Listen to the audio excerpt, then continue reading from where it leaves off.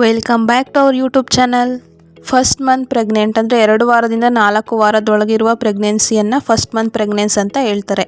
Plan ಮಾಡಿಕೊಂಡು pregnant ಆಗಿರೋರಿಗೆ already ಗೊತ್ತಿರುತ್ತೆ ಅವರು ಪ್ರೆಗ್ನೆಂಟ್ ಅಂದರೆ. ಆದರೆ ಅನ್ಪ್ಲ್ಯಾನ್ಡ್ ಆಗಿ ಪ್ರೆಗ್ನೆಂಟ್ ಆಗಿಬಿಟ್ಟಿರ್ತಾರಲ್ಲ, ಮಿಸ್ ಆಗಿ ಅವ್ರಿಗೆ ಪ್ರೆಗ್ನೆಂಟ್ ಆಗಿದ್ದೀನ ಇಲ್ವಾ ಅಂತ ಡೌಟಲ್ಲೇ 1 ಮಂತ್ ಕಳೆದೋಗಿರುತ್ತೆ. ಆದರೆ ಫಸ್ಟ್ ಮಂತಲ್ಲಿ ನಿಮಗೆ ಫಸ್ಟ್ ವೀಕಿಂದ 4 ವೀಕ್ ಒಳಗಡೆ ಇರೋವಂಥದ್ದನ್ನು ಫಸ್ಟ್ ಮಂತ್ ಪ್ರೆಗ್ನೆನ್ಸಿ ಅಂತ ಹೇಳ್ತಾರೆ. ಫಸ್ಟ್ ಮಂತಲ್ಲಿ ನಿಮ್ಮ ಬೇಬಿ ಇನ್ನೂ ಫುಲ್ಲಾಗಿ ಡೆವಲಪ್ ಆಗಲಿಕ್ಕೆ ಪ್ರಿಪೇರ್ ಆಗಿರೋದಿಲ್ಲ, ಇನ್ನೂ ಅದು ಊಂಬಾಗೆ ಇರುತ್ತೆ. ಮತ್ತು ಮೂಡ್ ಸ್ವಿಂಗ್ಸ್ ಇರುತ್ತೆ, ಮತ್ತು ನಿಮಗೆ ವಾಮಿಟಿಂಗ್ ಸೆನ್ಸೇಷನ್ ಇರುತ್ತೆ. ಆದರೆ ವಾಮಿಂಟ್ ಬಂದಾಗ ಆಗ್ತಾ ಇರುತ್ತೆ, ವಾಮಿಟಿಂಗ್ ಬರ್ತಾ ಇರಲ್ಲ. ಮತ್ತು ನಿಮಗೆ ಮುಖದಲ್ಲಿ ಮೊಡವೆಗಳಾಗುವಂಥ ಚಾನ್ಸಸ್ಗಳಿರುತ್ತೆ. ಮತ್ತು ನಿಮಗೆ ಮೂಡ್ ಸ್ವಿಂಗ್ಸು ಹೆಚ್ಚಾಗಿರುವಂಥ ಸಾಧ್ಯತೆಗಳಿರುತ್ತೆ. ಮತ್ತು ಒಬ್ಬೊಬ್ರಿಗೆ ತಲೆನೋವು, ತಲೆ ಸುತ್ತು ಆ ರೀತಿ ಎಲ್ಲ ಇರೋಂಥ ಸಿಮ್ಟಮ್ಸ್ಗಳು ಕಾಣಿಸ್ತಾ ಇರುತ್ತೆ ಫಸ್ಟ್ ಮಂತಲ್ಲಿ.